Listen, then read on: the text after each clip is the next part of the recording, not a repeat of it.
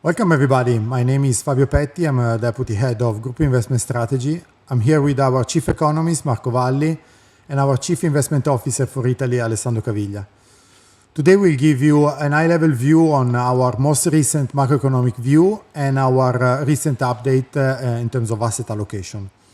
Marco, I will start with you. On June the 17th, we saw the agreement between US and Iraq in terms of memorandum of understanding that seems pretty favorable for Iran in my view. But yet, even if there are a lot of things to be decided in the forthcoming 60 days, the market is already somehow pricing in a positive ending of those discussions, with the oil price hovering around $70 to $75 per barrel. Do you think we are already out of the wood, and what shall we expect in terms of timing of a full normalization of the trade? Yes, Fabio. The market has repriced the geopolitical risk premium quite aggressively and very, very fast.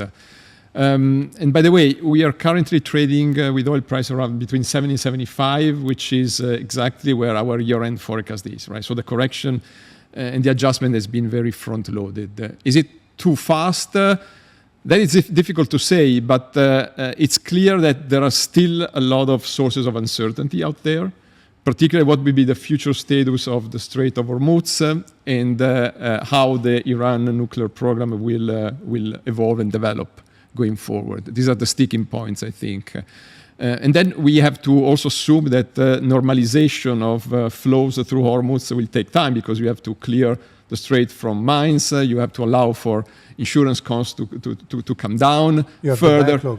Yes, absolutely. So not out of the woods yet, but definitely moving in the right direction. And looking into 2027, my expectation is that there would be a further leg of normalization in the energy market. As you can see from the chart, in 2027, if everything goes as planned, we should be back to an oversupply situation.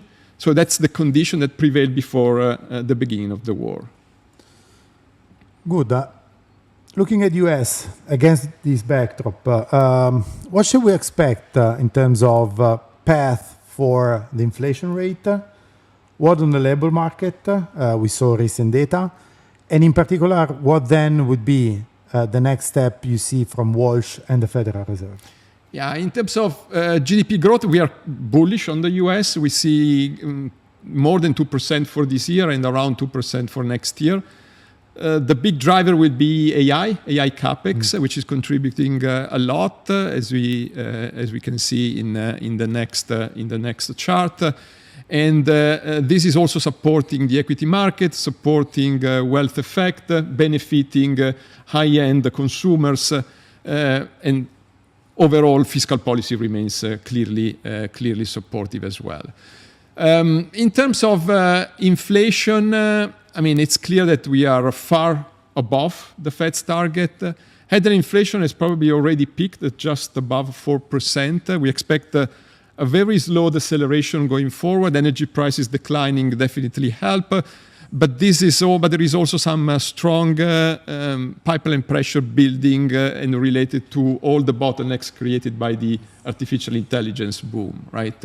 Underlying price pressure is currently around 3%, and I don't expect a major progress. Yes, it's probably going to slow by the end of the year, but not by a lot. So the bottom line is inflation is going to remain clearly above the 2% target for the foreseeable future.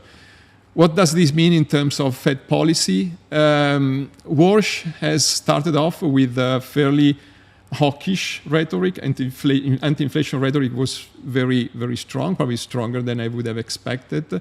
But at the same time, the fact that he decided to set up 5 task forces that will study and look deeper into ways to change the way that the Fed operates and works, I think that this is a clear signal that we have to expect the Fed to behave very differently from the past, right?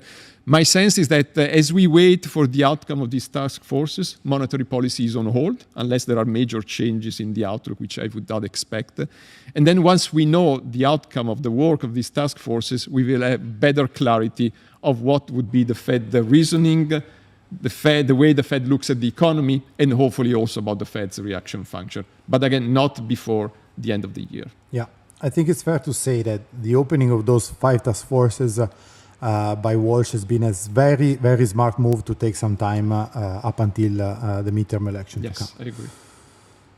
Let's look at Eurozone now, Marco. We know that we are much weaker for our energy dependence, which is much stronger than US. US is instead an exporter of oil.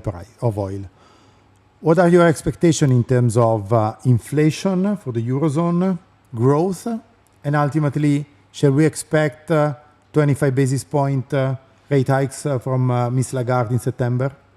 Yeah, I mean, the growth outlook, I think, is constructive. It's positive, not strong. We're speaking about GDP growth of just below 1% for this year and just above 1% for next year.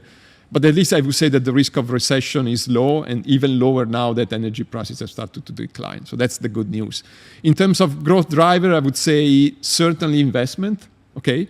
Particularly related to infrastructure investment. We still have NGU, we have the German fiscal bazooka, and then we have defense spending. Inflation. Inflation in my forecast is going to hover around the 3% in the second half of the year. And I think that's going to be enough to push the ECB to hike once more, 25 basis points, as you said, most likely in September. So with the deposit rate seen at 2.5% at the end of the summer, and I think then we will enter a longer period of stabilization of monetary policy also here in the euros. Okay, good. Alessandro, I come to you. Marco just depicted a Federal Reserve which is expected to stay on hold at least up until the end of the year, while the ECB is expected to increase rates, hopefully or likely in September by 25 basis points. Somehow the market is already pricing this in. What is our stance in terms of fixed income on the both sides of the Atlantic? And then just a few words on the corporate credit world and on the emerging market side.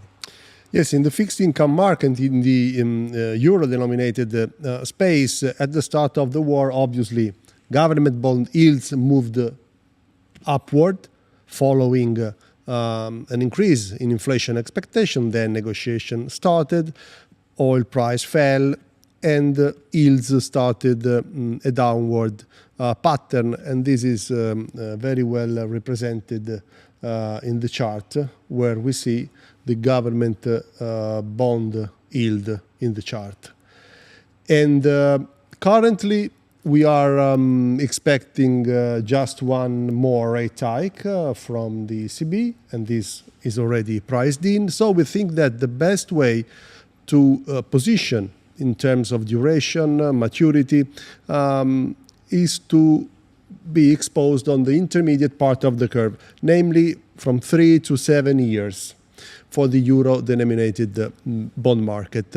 Differently from the US Treasury on the other side of the Atlantic, where there are well-known risks. Inflation was, as Marco was explaining, was already above a Federal Reserve target, and we have a strong expansionary fiscal policy. So these are the reasons why we are so cautious towards US Treasuries. In the spread market, we have experienced quite a resilience also during this volatile period, and we confirm corporate bond investment grade as the bulk, the main component of our fixed income portfolios, because they provide us spreads and diversification. As a satellite position, we have exposure to emerging market bond in local currencies. They provide us carry and opportunities in the international currency markets. Let's move now on the equity side. We saw a very, very resilient equity market since the onset of the war. Super solid performance from emerging market, but then also US and Europe. What is then our stance in terms of geographical asset allocation on the equity market? And do we have any preference in terms of sectorial bets? We saw some sectorial rotation in the last days. What is our portfolio stance today? Sure, we are happy about the return, the performances on the equity markets, but the relevant question is which are the drivers of these strong performances? And from this chart, we try to identify the main contributions. Basically, we have a strong result, but these results have been driven by earnings, by company results, both realized and both expected. And this has led to even a contraction in multiples, in price earnings, in the ratios between prices and earnings. And this is very clear if we look at the lower part of this chart. So all these elements gave us the idea that we are anyway in a fairly positive, in a constructive equity market. Obviously, there are risks. If we think at systemic risk, obviously Europe is the most exposed region because of our absolute total energy dependency. Coming to specific company sector risks, we think that the current season in US, which is basically driven by huge capital raisings, already some have happened, like SpaceX, others are coming, OpenAI, Anthropic, Google. But basically this could create some temporary correction, some temporary phase of volatility. Industry and sectors, our preferences are clearly in US for tech, industry, utilities, equal weight. In Europe, for sure, industrial, healthcare, which has a defensive role and equally weighted strategy. We have talked also about geographical preferences. For sure, our preference in the current environment is for emerging markets where we confirm our overweight position, then US, which is anyway the bulk of our global equity portfolios, then Pacific, and then last Europe. You mentioned, Alessandro, temporary volatility. It means that we think that this growth is there to stay in the high cycle. So potential volatility for us can even become a buy opportunity, right? Yes. And then we go to our position on the global portfolio. We have a strong position in the US market, as you were saying, in terms of preferences. What is then our view in terms of US dollar expectation?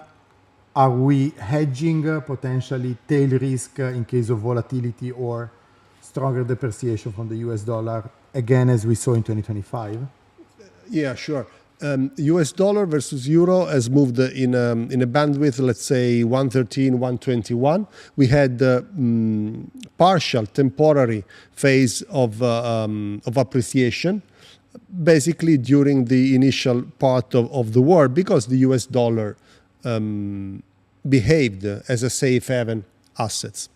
But basically, we think that there are structural, long-term forces which are driving for an orderly and gradual US dollar depreciation. These forces are deglobalization, economic and political fragmentation, risks to the Fed independence.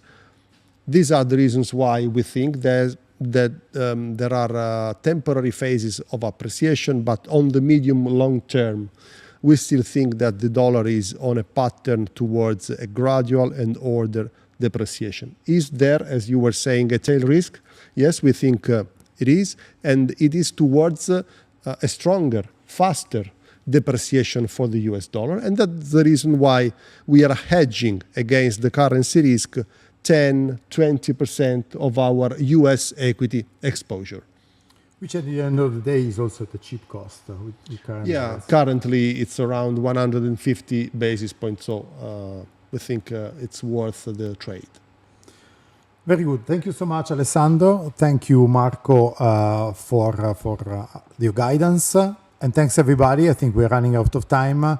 So we'll see you on to the next one.